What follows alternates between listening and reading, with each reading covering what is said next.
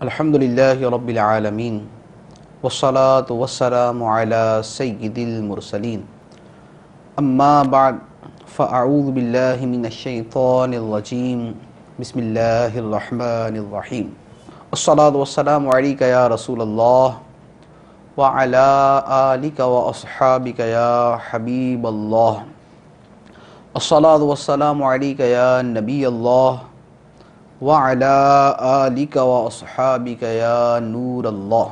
سرکار مدینہ راحت قلب و سینہ صلی اللہ تعالی علیہ وآلہ وسلم کا فرمان عالی شان ہے، جس شخص کو یہ پسند ہو کہ وہ کل بروز قیامت اللہ عز و جل سے اس حال میں ملاقات کرے کہ اللہ عز و جل اس پر راضی ہو، اسے چاہیے کہ مجھ پر کثرت سے درود پڑھے۔ صلو علی الحبیب صلی اللہ تعالی علی محمد صلی اللہ علیہ وسلم۔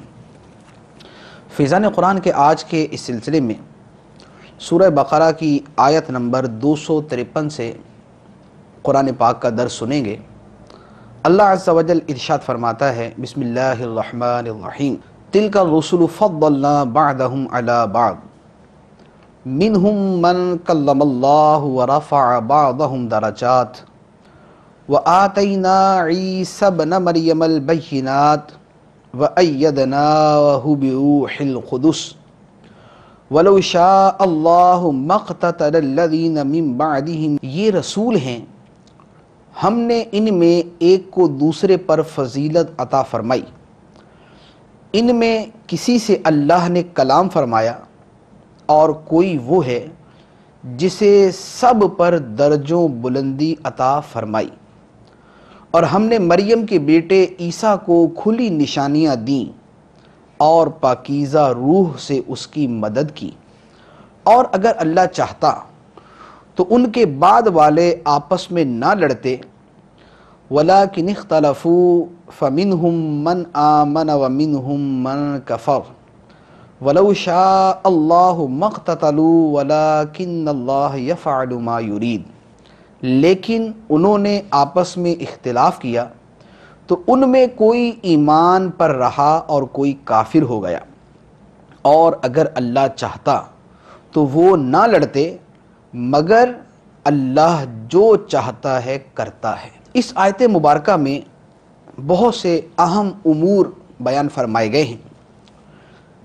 یہاں انبیاء کرام علیہم السلام کی عظمت و شان کو بیان فرمایا گیا۔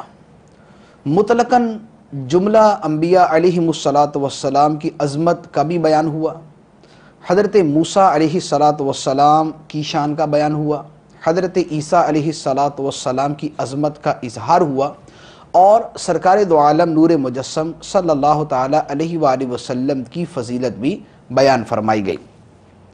تو اس سے یہ پتہ چلا اللہ عز و جل کے پیاروں کا تذکرہ کرنا اور ان کی عظمت و شان کا بیان کرنا، یہ اللہ عز و جل کی سنت، قرآن پاک کا طریقہ اور اسلام کا ایک اہم ستون ہے۔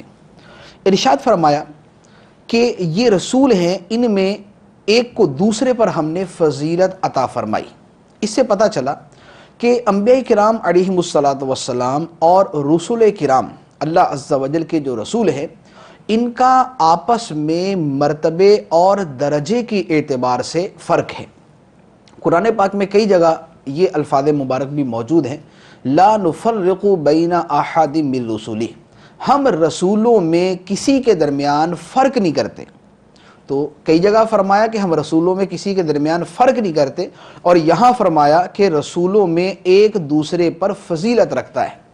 دونوں کے درمیان مطابقت اور تطبیق یہ ہے کہ انبیاء کرام علیہم السلام اور رسول کرام، ان کے نفس نبوت میں آپس میں کوئی فرق نہیں، یعنی ہر نبی اللہ کا نبی ہے، اور ایک نبی جو ہے وہ نفس نبوت کے اعتبار سے دوسرے نبی سے جدا نہیں ہے، اس بات میں کسی کا کوئی اختلاف نہیں، اور اس کے اندر ہم فرق نہیں کرتے۔ تو اصل نبوت کے اندر سارے برابر ہیں، یہ نہیں ہے کہ کوئی ایک اصلی نبی ہے دوسرا کوئی ذلی یا بروزی نبی ہے، ایسا نہیں۔ ہاں، اصل نبوت کے بعد اللہ تبارک و تعالی نے جو انبیاء کو اور رسولوں کو مرتبے عطا فرمائے ہیں ان کے اعتبار سے فرق ہے۔ کسی نبی کو کوئی شان عطا فرمائی، کسی نبی کو کوئی مرتبہ عطا فرمایا، کسی کو کوئی درجہ عطا فرمایا۔ یہاں پر پہلے حضرت موسیٰ علیہ السلام کے بارے میں فرمایا منہم من کلم اللہ، اور کوئی وہ ہے جس سے اللہ نے کلام فرمایا۔ حضرت موسیٰ علیہ السلام وہ جلیل القدر رسول ہیں جن سے اللہ تبارک و تعالی نے بلا واسطہ کلام فرمایا، درمیان میں کوئی فرشتہ یا کوئی اور ذریعہ نہ تھا، بلکہ اللہ تبارک و تعالی نے حضرت موسیٰ علیہ السلام سے کلام فرمایا۔ اب اس کلام کا انداز اور طریقہ کیا تھا وہ ہماری عقل سے ورا ہے، ہم اس کو سمجھ نہیں سکتے۔ اسی وجہ سے حضرت موسیٰ علیہ السلام کا لقب ہوا کلیم اللہ، یعنی اللہ سے کلام کرنے والے۔ دوسرا یہاں بطور خاص جس مقدس نبی کا تذکرہ ہوا وہ ہے حضرت عیسیٰ علیہ السلام۔ فرمایا وَآتَيْنَا عِيسَى بْنَ مَرْيَمَ الْبَيِّنَاتِ، اور ہم نے عیسیٰ بن مریم کو روشن نشانیاں عطا فرمائی۔ حضرت عیسیٰ علیہ السلام کو روشن نشانیاں کیا عطا فرمائی گئی؟ جو آپ کو معجزات عطا ہوئے، ان معجزات میں مردوں کا زندہ کرنا، اندھوں کا بینا کرنا، کوڑیوں کو شفا یاب کرنا، بیماروں کو تندرست کرنا، غیب کی خبریں عطا کرنا، تو یہ حضرت عیسیٰ علیہ السلام کے مشہور اور معروف معجزات ہیں۔ ان کے بارے میں فرمایا کہ ہم نے عیسیٰ بن مریم کو روشن نشانیاں عطا فرمائی۔ اور ایک اور فضیلت یہ بیان فرمائی وَأَيَّدْنَاهُ بِرُوحِ الْقُدُسِ، اور ہم نے روح القدس یعنی جبرائیل امین علیہ السلام کے ذریعے حضرت عیسیٰ علیہ السلام کی مدد کی۔ تو حضرت جبرائیل امین علیہ السلام یہ حضرت عیسیٰ علیہ السلام کے معاون اور آپ کے مددگار تھے۔ اس سے یہ بھی پتہ چلا، ایک تو حضرت عیسیٰ علیہ السلام کی فضیلت کا معلوم ہوا کہ جبرائیل امین علیہ السلام کی تائید ہمیشہ ان کے ساتھ رہی۔ دوسرا یہ پتہ چلا کہ اللہ عز و جل اپنی مدد اپنے پیاروں کے ذریعے بھی فرماتا ہے، اور اللہ تعالیٰ کے پیارے بھی مدد کرتے ہیں، جیسے جبرائیل امین علیہ السلام نے یہاں پر جو بیان ہوا کہ ساری زندگی حضرت عیسیٰ علیہ السلام کی مدد کی۔ تو اللہ تعالیٰ کے پیارے مدد کرنے والے اور وہ اعانت کرنے والے ہیں۔ تیسرا جو یہاں پر تذکرہ ہوا یہ حضرت موسیٰ اور حضرت عیسیٰ کے درمیان میں تذکرہ ہوا۔ یہ تذکرہ ہمارے آقا و مولا ملجا و ماوا حضور پر نور سید الانبیاء محمد مصطفیٰ صلی اللہ تعالی علیہ وآلہ وسلم کا ہے۔ ارشاد فرمایا وَرَفَعَ بَعْضَهُمْ دَرَجَاتٍ، اور کسی کو سب پر درجوں بلندی عطا فرمائی، یعنی حضرت موسیٰ علیہ السلام کو کلام کا شرف عطا فرمایا، عیسیٰ علیہ السلام کو روشن نشانیاں عطا فرمائی، روح القدس کے ذریعے ان کی تائید فرمائی، اور کسی رسول کو اللہ تعالیٰ نے ان سب پر درجوں بلندی عطا فرمائی۔ کتنے درجے بلندی عطا فرمائی نہ اس کا بیان فرمایا، اور کس کو بلندی عطا فرمائی اس کا بھی بیان نہ فرمایا۔ تو اس کے بارے میں تمام امت کا اجماع ہے، تمام علماء کرام کا اتفاق ہے کہ یہاں جس عظمت والے نبی اور رسول کا تذکرہ ہے کہ ان کو سب پہ درج و بلندی عطا فرمائی گئی ہے، وہ ہمارے آقا و مولا صلی اللہ تعالی علیہ وآلہ وسلم کی ذات مبارکہ ہے، جن کو جملہ انبیاء پر، تمام رسولوں پر اور تمام کائنات پر سب سے برتر اور بلند و بالا مرتبہ عطا کیا گیا۔ جو مقام، جو مرتبہ، جو درجہ سرکار دو عالم صلی اللہ علیہ وآلہ وسلم کو عطا ہوا وہ کسی نبی کو عطا نہ کیا گیا۔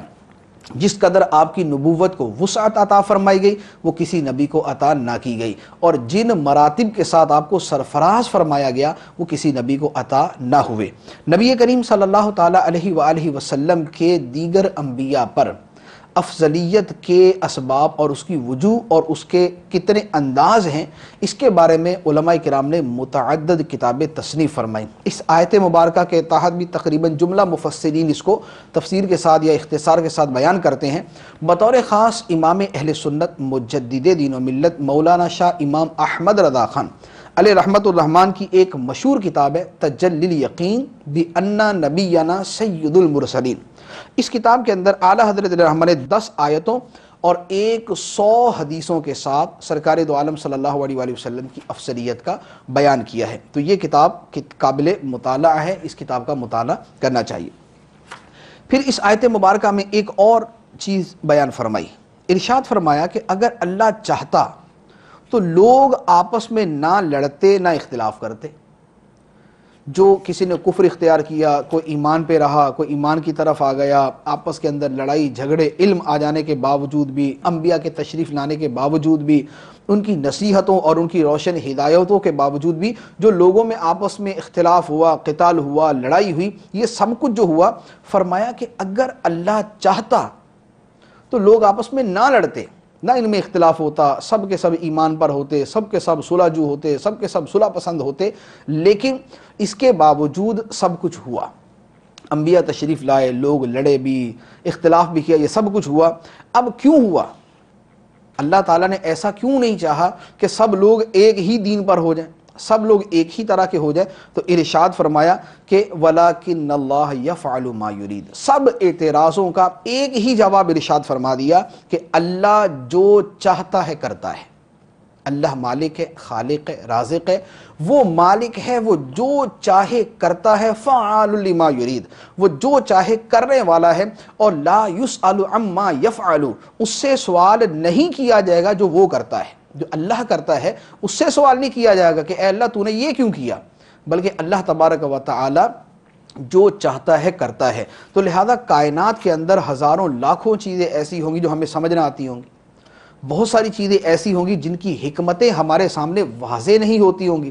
مسلمان جو ہے وہ مر جاتے ہیں، کفار جو ہے وہ فتح و نصرت جو ہے وہ پا لیتے ہیں، بچے مر جاتے ہیں اور جو ہے تباہیاں مچ جاتی ہیں، شہر کے شہر ملیامٹ ہو جاتے ہیں. اب ہماری عقل کے اندر اس کی حکمتیں پوری طرح نہیں آتی، لیکن چونکہ اللہ کا فعل ہے اور اللہ تعالیٰ فعال لما یرید ہے، یہ اس کی شان ہے، تو اللہ تعالیٰ پر نہ اعتراض ہوگا اور نہ اس سے اس کے کاموں کے بارے میں سوال کیا جائے گا.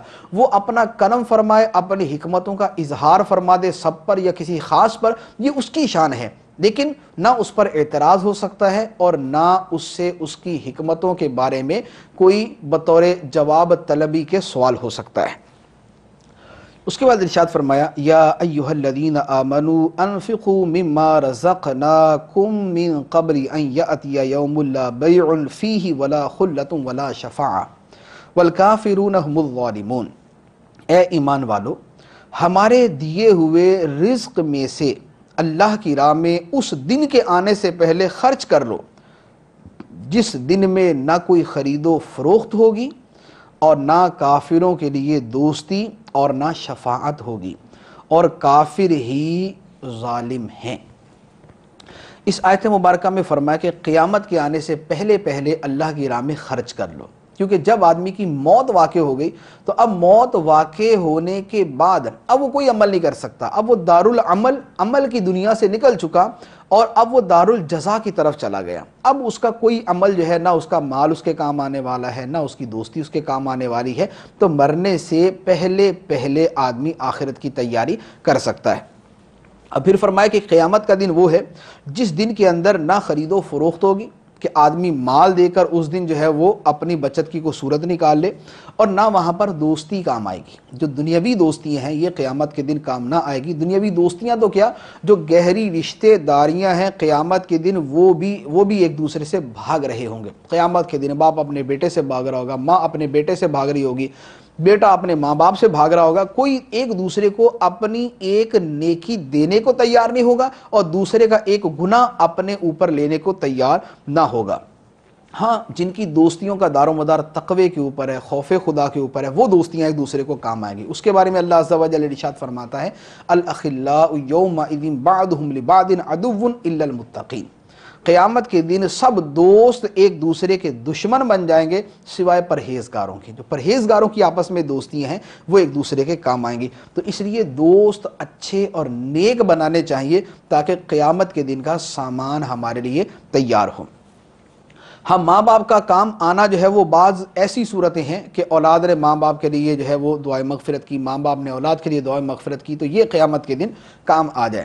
یا قیامت کے دن جو ہے وہ اولاد، جو چھوٹے بچے فوت ہو گئے تو ان کے والدین جو ہے وہ جنت کے اندر بڑے مرتبے میں ہیں، تو ان کے نیک اعمال اور ان کی خواہش کی بنا پر ان کی اولاد کو بھی ان کے ماں باپ کے درجے میں پہنچا دیا جائے. یہ ہوگا، یہ قرآن پاک کے اندر مذکور ہے. پھر فرمایا کہ قیامت کے دن شفاعت بھی نہیں ہوگی، کافر کی شفاعت قیامت کے دن نہ ہو سکے گی، نہ تو کوئی کافر کسی کافر کی سفارش کر سکے گا اور نہ ہی کوئی مسلمان کسی کافر کی سفارش کر سکے گا۔ کافر کے لیے اگر کسی صورت میں کوئی درخواست سفارش کی گئی تو وہ اس کو کام نہ آئے گی۔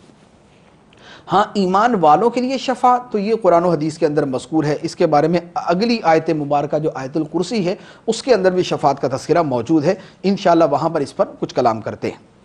اس کے بعد ارشاد فرمایا اللہ لا الہ الا ہو الحی القیوم لا تأخذہ سنۃ ولا نوم لہ ما فی السماوات وما فی الارض من ذا الذی یشفع عندہ الا بإذنہ یعلم ما بین ایدیہم وما خلفہم ولا یحیطون بشیء من علمہ الا بما شاء وسع کرسیہ السماوات والارض ولا یؤودہ حفظہما وہو العلی العظیم۔ اللہ وہ ہے جس کے سوا کوئی معبود نہیں، وہ خود زندہ ہے، دوسروں کو قائم رکھنے والا ہے، اسے نہ اونگ آتی ہے اور نہ نیند، جو کچھ آسمانوں میں ہے اور جو کچھ زمین میں ہے سب اسی کا ہے۔ کون ہے جو اس کے ہاں اس کی اجازت کے بغیر سفارش کرے؟ وہ جانتا ہے جو کچھ ان کے آگے ہے اور جو کچھ ان کے پیچھے ہے، اور لوگ اس کے علم میں سے اتنا ہی حاصل کر سکتے ہیں جتنا وہ چاہے۔ اس کی کرسی آسمان اور زمین کو اپنی وسعت میں لیے ہوئے ہے اور ان کی حفاظت اسے تھکا نہیں سکتی، اور وہی بلند شان والا عظمت والا ہے۔ یہ قرآن پاک کی مشہور ترین آیت مبارکہ آیت الکرسی ہے۔ احادیث مبارکہ کے اندر اس کے بکثرت فضائل اور اس کی عظمت و شان کا بیان ہے۔ جو شخص ہر نماز کے بعد آیت الکرسی پڑھے، مرنے کے بعد اللہ عز و جل بغیر کسی رکاوٹ کے اسے جنت میں داخلہ عطا فرماتا ہے۔ اسی طرح جو رات کو سونے سے پہلے پڑھے تو اللہ عز و جل کے فرشتے رات بھر اس کی حفاظت کرتے ہیں۔ اسی طرح اس آیت مبارکہ کو قرآن پاک کی سب سے بڑی آیت مبارکہ قرار دیا، یعنی عظمت اور فضیلت کے اعتبار سے سب سے بڑی آیت مبارکہ ہے۔ بقیہ الفاظ اور حروف کے اعتبار سے اس سے بڑی آیتیں قرآن پاک میں موجود۔ اس آیت مبارکہ میں اللہ عز و جل کی عظمت کا بیان یہ بطور خاص اس آیت کا موضوع ہے۔ فرمایا اللہ وہ ہے جس کے سوا کوئی معبود نہیں، یہ وہ بنیاد ہے کہ جس پر کوئی شخص مسلمان ہوتا ہے۔ اس کی عظمت کیا ہے؟ هو الحی القیوم، وہ خود زندہ ہے، دوسروں کو قائم رکھنے والا ہے، دوسروں کی زندگی اس کے ارادے پر موقوف ہے، دوسروں کی زندگی اس کے ارادے پر موقوف، اور وہ خود زندہ ہے، اپنے زندہ رہنے میں وہ کسی کا محتاج نہیں، اس کی زندگی ذاتی ہے، ہمیشہ سے ہے، ہمیشہ رہے گی، اس کی صفات ہمیشہ رہنے والی۔ لا تأخذہ سنۃ ولا نوم، نہ اسے اونگ آتی ہے اور نہ نیند، نیند اور اونگ سے پاک ہے۔ اس میں گویا ایک قسم کا سب کو سہارا بھی ہے کہ دن رات صبح و شام، مشرق میں مغرب میں، دنیا کے کہیں کونے میں، سمندر میں، خشکی میں، کہیں پر بھی کوئی شخص اللہ عز و جل کو پکارے گا، اللہ عز و جل اس کی سننے والا ہے۔ یہ نہیں ہے کہ وہاں پر کوئی ٹائم مقرر ہے کہ اتنے بجے سے اتنے بجے تک آپ دعا کر سکتے ہو اور بقیہ جب وہ آرام کا ٹائم ہے، نہیں، اللہ عز و جل نیند سے پاک، اللہ عز و جل اونگ سے پاک، اللہ عز و جل تھکاوٹ سے پاک، اللہ عز و جل ایسے تمام عوارض سے پاک ہے۔ تو یہ بندوں کے لیے ایک بہت بڑا سہارا اور ایک بہت بڑی تسلی اور تسکین قلبی ہے کہ بندے اپنے رب کو جب بھی پکاریں گے ان کا رب عز و جل ان کی سننے والا ہے۔ لہو ما فی السماوات وما فی الارض، جو کچھ آسمانوں میں ہے اور جو کچھ زمین میں ہے سب اسی کا ہے۔ مشرکین جو اللہ عز و جل کے علاوہ دیگر معبودوں کو پوجتے تھے، ان کا تعلق یا تو آسمان کے ساتھ تھا یا زمین کے ساتھ، سورج کو، چاند کو، ستاروں کو ان کو پوجتے تھے تو ان کا تعلق آسمان کے ساتھ، اور پتھروں کو، درختوں کو، پہاڑوں کو، دریاؤں کو یا اس طرح کی چیزوں کو پوجتے تھے، ان کا تعلق زمین کے ساتھ تھا۔ تو اللہ عز و جل نے ان کے شرک کی ان سب صورتوں کا رد کر دیا کہ جو کچھ آسمانوں میں ہے اور جو کچھ زمین میں ہے وہ سارے کا سارا اللہ عز و جل کا ہے۔ تو جب تمام کائنات، زمین و آسمان سب کی سب اللہ عز و جل کی ملکیت میں ہے تو یہ اللہ عز و جل کے ساتھ شریک کیسے ہو سکتے ہیں؟ جب سب اللہ کی ملک ہے تو اللہ تعالیٰ کے ساتھ شریک کیسے ہو سکتے ہیں؟ جب سب اللہ کی ملک ہے اور اللہ عز و جل ان کا مالک ہے تو وہی مالک ہی حقیقی معبود ہے۔ پھر فرمایا من ذا الذی یشفع عندہ الا باذنہ، کون ہے جو اس کی بارگاہ میں اس کی اجازت کے بغیر سفارش کر سکے؟ اس آیت مبارکہ سے پتہ چلا کہ اللہ عز و جل کی بارگاہ میں سفارش ہوگی، شفاعت ہوگی، لیکن اس کی اجازت کے ساتھ ہوگی۔ اللہ عز و جل جن کو اجازت عطا فرمائے گا وہ شفاعت کر سکیں گے، اور جن کو اجازت نہ ہوگی وہ شفاعت نہ کر سکیں گے۔ شفاعت کی اجازت کن کو ہوگی؟ قرآن پاک میں اور احادیث مبارکہ کے اندر بکثرت جو ہے اس کے بارے میں جو ہے وہ روایات موجود ہیں۔ سرکار دو عالم صلی اللہ تعالیٰ علیہ وسلم کو شفاعت کبریٰ کا مقام ملے گا۔ تمام انبیاء کرام علیہم السلام جو ہے اللہ کی بارگاہ میں شفاعت کریں گے، علماء شفاعت کریں گے، صالحین شفاعت کریں گے، شہداء شفاعت کریں گے، حجاج کرام شفاعت کریں گے، علماء شفاعت کریں گے، حافظ قرآن اپنے گھر کے 10 افراد کی شفاعت کرے گا۔ تو یہ احادیث مبارکہ کے اندر مضمون موجود ہے کہ یہ لوگ اللہ عز و جل کی بارگاہ میں شفاعت کریں گے۔ تو یہ شفاعت کرنے والے کون ہیں؟ جو الا باذنہ کے اندر داخل ہیں، جن کو اللہ عز و جل نے اجازت عطا فرمائی۔ یعلم ما بین ایدیہم وما خلفہم، اللہ عز و جل لوگوں کا اگلا پچھلا سب جانتا ہے، جو دنیا میں ان کے سامنے ہے، جو آخرت کے اندر ہے وہ بھی جانتا ہے، اور جو ان کے آگے پیچھے ہے وہ سب جانتا ہے۔ ولا یحیطون بشیء من علمہ الا بما شاء، اور لوگ اللہ کے علم سے کچھ احاطہ نہیں کر سکتے مگر اتنا جتنا وہ چاہے۔ اللہ عز و جل جس کو جتنا علم عطا فرمائے اتنا ہی وہ جان سکتا ہے۔ اللہ کے علم سے کوئی شخص اللہ کے عطا کے بغیر نہیں جان سکتا۔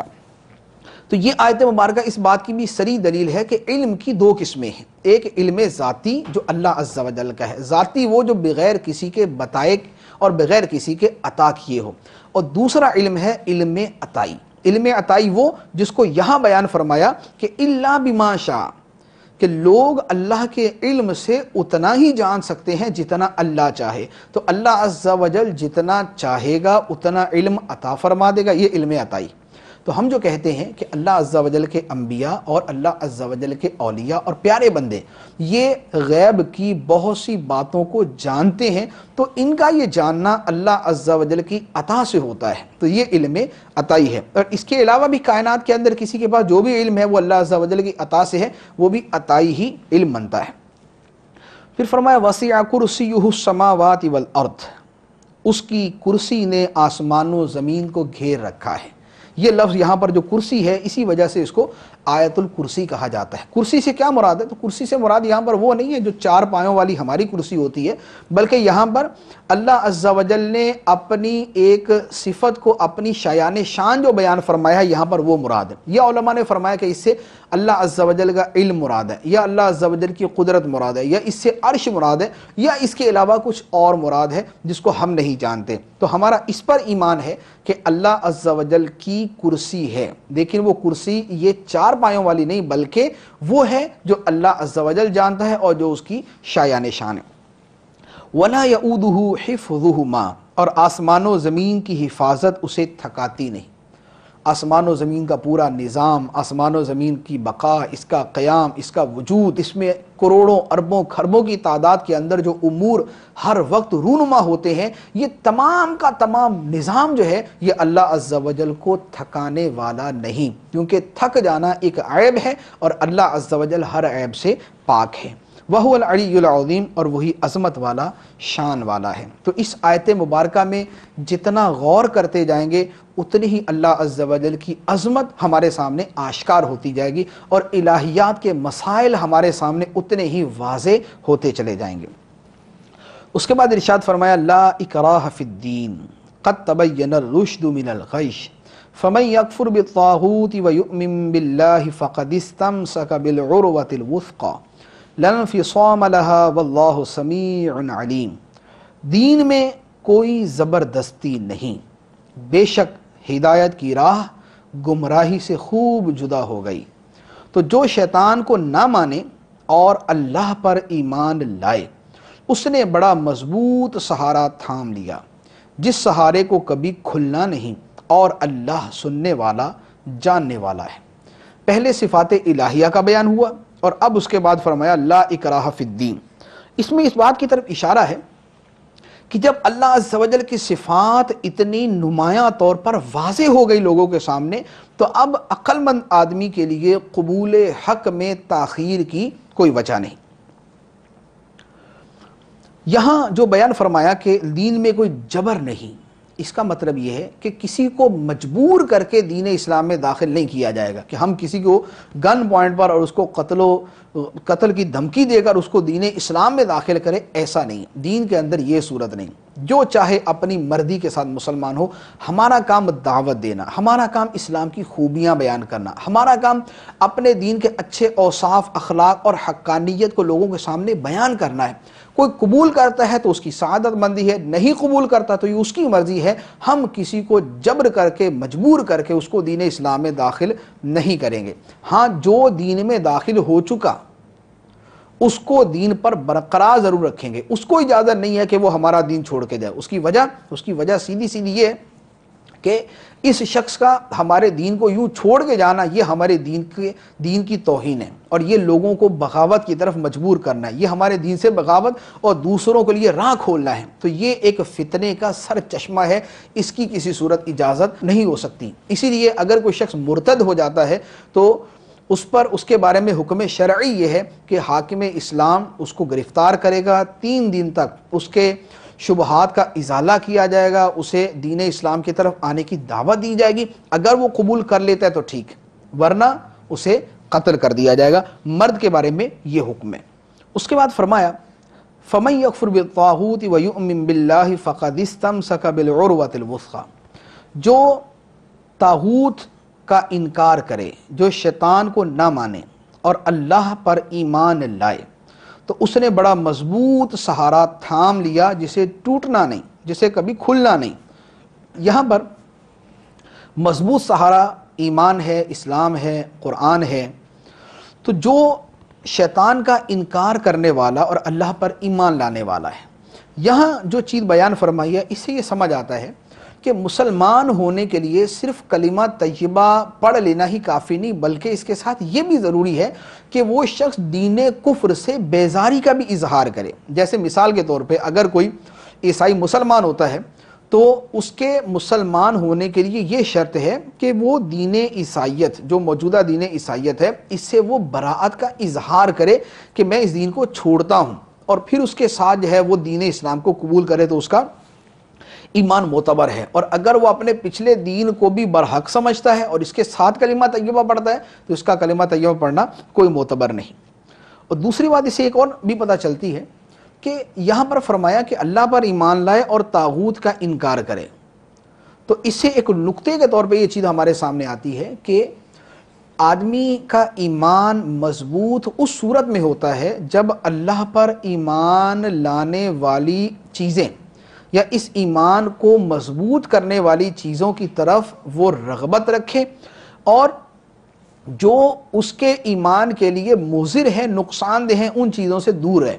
جیسے اگر کوئی شخص ایسے کافروں کی صحبت میں رہتا ہے جو کافر دین اسلام کا مذاق اڑاتے ہیں، جو دین اسلام کے ساتھ استہزاء کرتے ہیں، جو اس کے بارے میں شبہات پیدا کرتے ہیں، یہ ایسے گمراہوں اور بد مذہبوں کے ساتھ رہتا ہے جو دین کے بارے میں اس کو شکوک و شبہات میں مبتلا کرتے ہیں، تو اس کا نتیجہ یہ نکلے گا کہ بالآخر یہ بندہ خود پہلے شک میں پڑے گا، شبے میں پڑے گا، اور اس کے بعد آہستہ آہستہ اس کا ایمان کمزور ہوتے ہوتے ایک وقت ایسا آ سکتا ہے کہ یہ اپنے ایمان سے ہاتھ دھو بیٹھے۔ تو اس لیے ضروری ہے کہ آدمی گمراہ لوگوں کی صحبت سے، ان کی کتابیں پڑھنے سے، ان کے پاس بیٹھنے سے اور ان کی تقریریں سننے سے دور رہے، اور صرف دین حق کی باتیں سنیں تاکہ اس کی اپنے دین کے اوپر جو استقامت ہے وہ اس کو حاصل رہے۔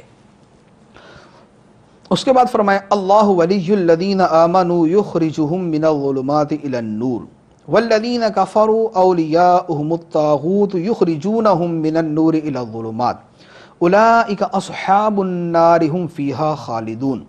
اللہ مسلمانوں کا والی ہے، انہیں اندھیروں سے نور کی طرف نکالتا ہے، اور کافروں کے حمایتی شیطان ہیں، وہ انہیں نور سے اندھیروں کی طرف نکالتے ہیں، یہی لوگ دوزخ والے ہیں، یہ ہمیشہ اس میں رہیں گے۔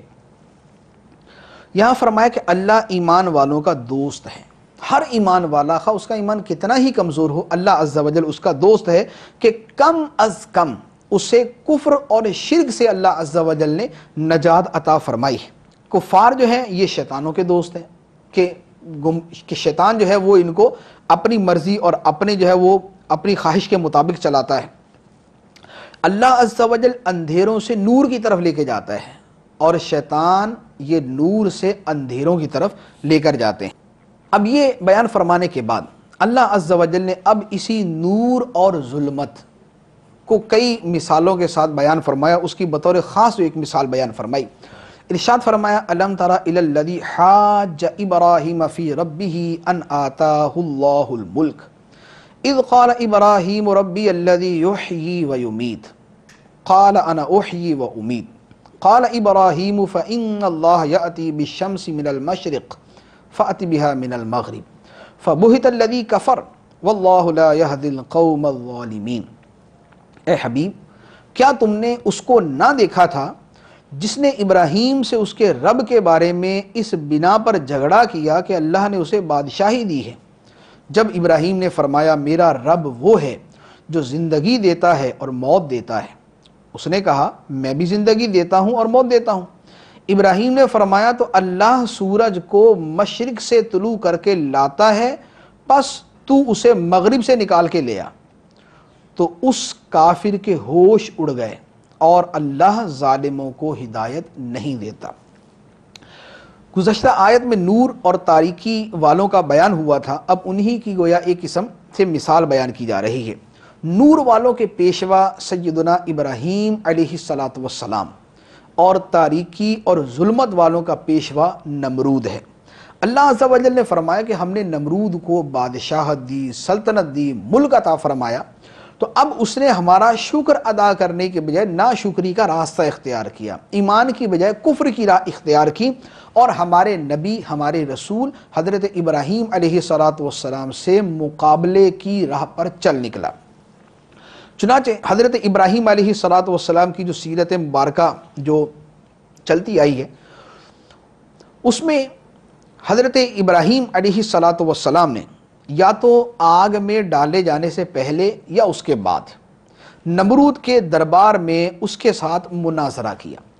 حضرت ابراہیم علیہ السلام دربار نمرود کے اندر تشریف فرما تھے۔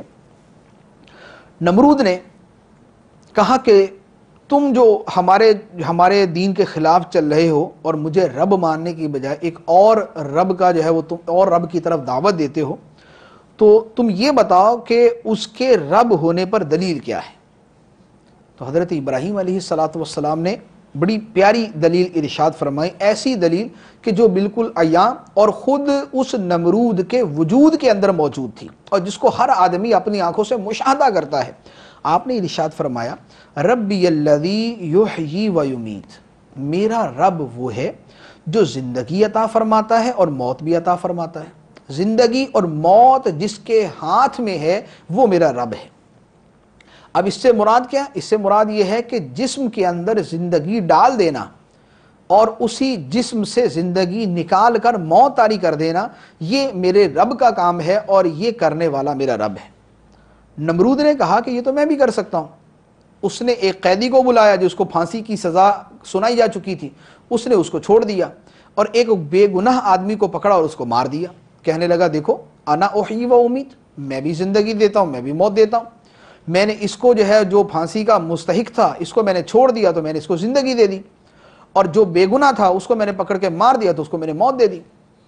اب وہاں جو ذی شعور آدمی یا جو عقل مند آدمی ہوگا وہ تو اس بات سے سمجھ گیا ہوگا کہ حضرت ابراہیم علیہ السلام دلیل کیا دے رہے ہیں اور آگے سے نمرود جو ہے وہ کیا الٹا سمجھ رہا ہے، کیونکہ حضرت ابراہیم علیہ السلام کی دلیل کا مطلب یہ تھا کہ اللہ عز و جل جسم میں زندگی پیدا فرمانے والا ہے۔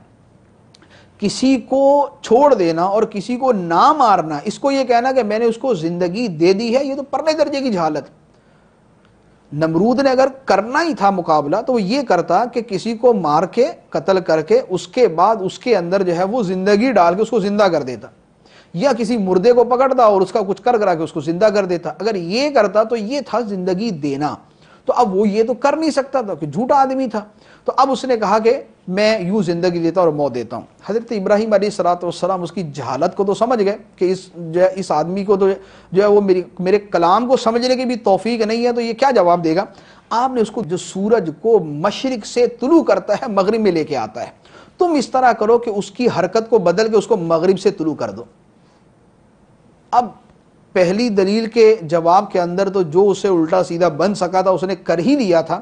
اب جب یہ دلیل سنی کہ میرا رب وہ ہے جو سورج کو مشرق سے لے کے آتا ہے, تو اسے مغرب سے طلوع کر کے دکھا دو, تو اللہ عز و جل ارشاد فرماتا ہے فَبُهِتَ الَّذِي كَفَرَ, تو وہ کافر مبہوت ہو گیا, وہ کافر حیرت زدہ ہو گیا, اس کے ہوش اڑ گئے. وَاللَّهُ لَا يَهْدِي الْقَوْمَ الظَّالِمِينَ, اور اللہ ظالموں کو ہدایت نہیں دیتا. تو یہ حضرت ابراہیم علیہ السلام کی حقانیت کی دلیل اور عقیدہ توحید اور عقیدہ ربوبیت کی حقانیت کی دلیل تھی. اس واقعے سے بہت ساری چیزیں پتہ چلتی ہیں.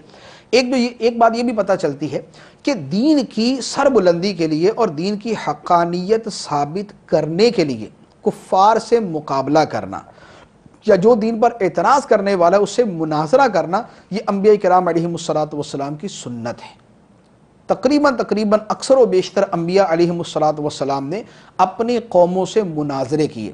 سرکار دو عالم صلی اللہ تعالیٰ علیہ وآلہ وسلم نے بھی نجران کے عیسائیوں سے مناظرہ کیا اور اس کے بعد مباہلہ تک کی بھی باری آئی. تو مناظرہ کرنا یہ سنت انبیاء ہے. ہاں, جو بزرگوں نے مناظرہ کرنے سے منع کیا تو وہ وہاں پر ہے جہاں پر مخاطب ہٹ دھرم ہے یا مناظرہ کرنے کے اندر تکبر اور انانیت پیدا ہوتی ہے, وہاں پر مناظرہ کرنا منع قرار دیا اور اس کو بری صفت قرار دیا. اللہ عز و جل ہمیں عقیدہ حقہ پر استقامت عطا فرمائے اور اپنے پیاروں کے طریقوں پر چلنے کی توفیق عطا فرمائے. آمین بجاہ النبی الامین صلی اللہ تعالی علیہ وسلم.